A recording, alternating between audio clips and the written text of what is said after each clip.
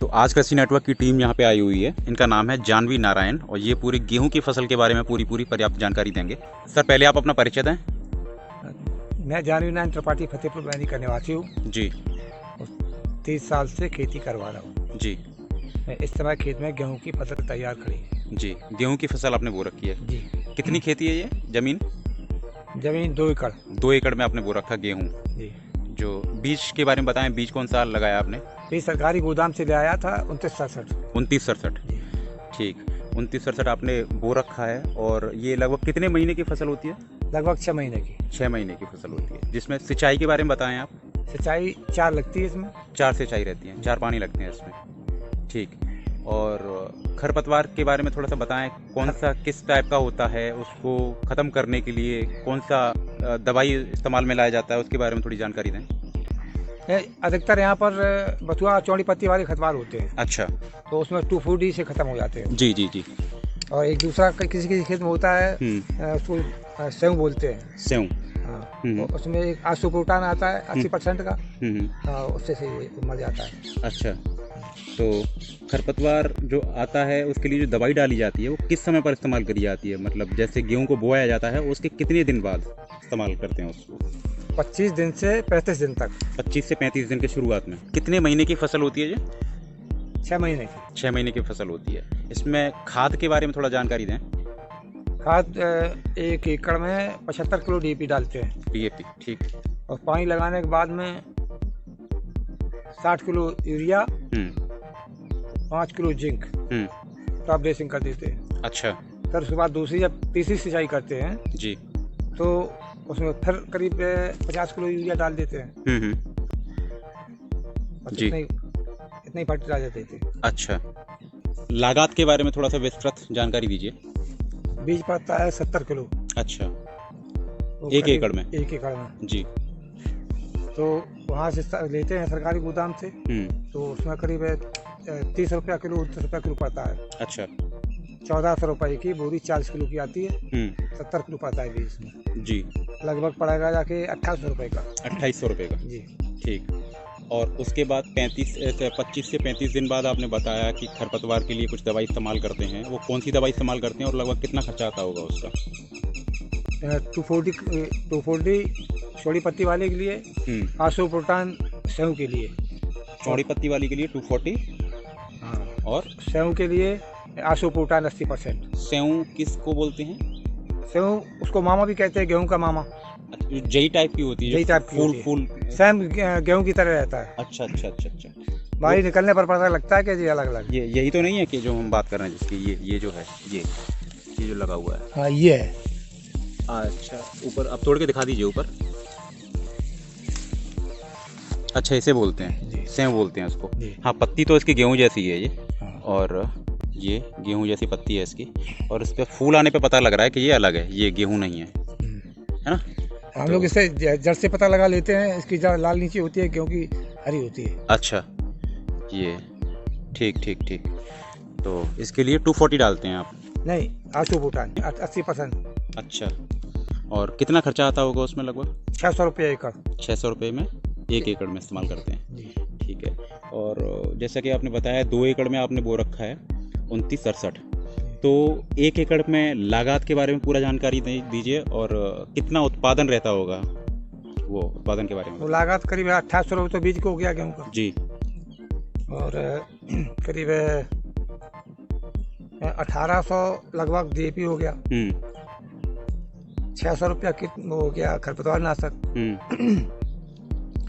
600 के बाद में हो गया क्या नाम, सिंचाई लगभग 1 एकड़ में 6 घंटे 7 घंटे इंजन लगता है। अच्छा। तो करीब 900 रुपये एक बार का लगता है। अच्छा। तो करीबन 3500-3600 रुपये सिंचाई में। हाँ, 3500-3600 सिंचाई के लग जाता है। जी। अच्छा, इसके बाद में खरपतवार को तो बता ही दिया। अच्छा, उसमें पड़ता है यूरिया पड़ता है, DAP और जिंक। और लगभग 1200 रुपया उसका आ जाता है। किस चीज़ का? जिंक और यूरिया का। जिंक और यूरिया का। जी। ठीक। और उत्पादन में क्या रहता होगा, कितना उत्पादन उत्पादन? 1 एकड़ में 17 से 18 कुंटल तक आता है। 1 एकड़ में 1 एकड़ में 17 से 18 कुंटल। कटाई के बारे में बताएं आप, कटाई किस समय पर रहती कटाई है? लेबर से करवाते हैं तो 2000 रुपये एकड़ कटाई लगती है। 2000 रुपये प्रति एकड़? नहीं, 3000 रुपये एकड़ 3000 रुपये प्रति एकड़ प्रति एकड़। जो कटाई के लिए। ठीक, 3000 रुपये प्रति एकड़ जो रहता है वो हाथ से कटाई रहती है या हाथ से मशीन लेबर से? काटती है। अच्छा तो अगर हबरे से कटवाएंगे तो हम जानवर रखते हैं तो उसके लिए भूसा नहीं मिलेगा, अच्छा। तो इसलिए खेत लेबर से कटवाते हैं। हाँ।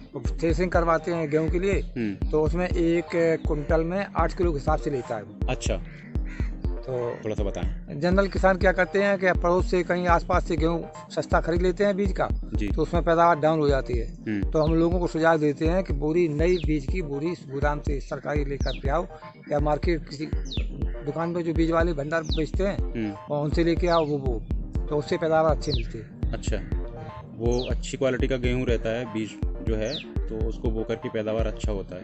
जनरली होता है कि वो रख लेते हैं और वही अपना इस्तेमाल करते हैं, उसमें कुछ अच्छा पैदावार नहीं हाँ, रहता। घर का बीज डाल देते हैं, उसमें बहुत पैदावार डाउन हो जाती है। अच्छा, जुताई के बारे में बताएं। जुताई के लिए मिट्टी इसके लिए कैसी होनी चाहिए, और जुताई करें तो कैसे करें? तैयार खेत को कैसे किस तरीके से तैयार किया जाएगा बुवाई के लिए?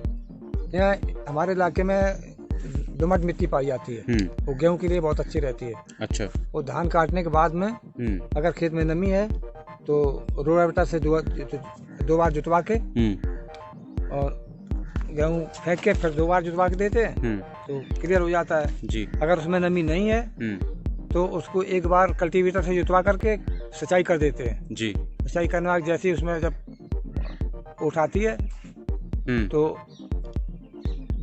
उससे रोटावेटर से जुतवा करके गेहूं फेंक के उसमें दूसरी बार करवा देते हैं, बड़ा बहुत अच्छा दिन जाता है। अच्छा, तो उसके बाद बुवाई रहती है? हाँ, उसे रोटावेटर जुतवाने के बाद में गेहूं फेंक देते हैं, ऊपर से दोबारा फिर 1 बार जुतवा देते हैं, तो बढ़िया जम जाता है। ठीक ठीक। और जो मशीनों से जो बुवाई होती है वो कैसा रहता है? मशीन कम उपलब्ध हो जाती है, इतनी मशीन है नहीं। अच्छा, उपलब्ध नहीं हो पाती है यहाँ पे। बाकी अगर तुलना की जाए तो मशीन से बुवाई अच्छी रहती है या फिर हाथ से फेंक करके?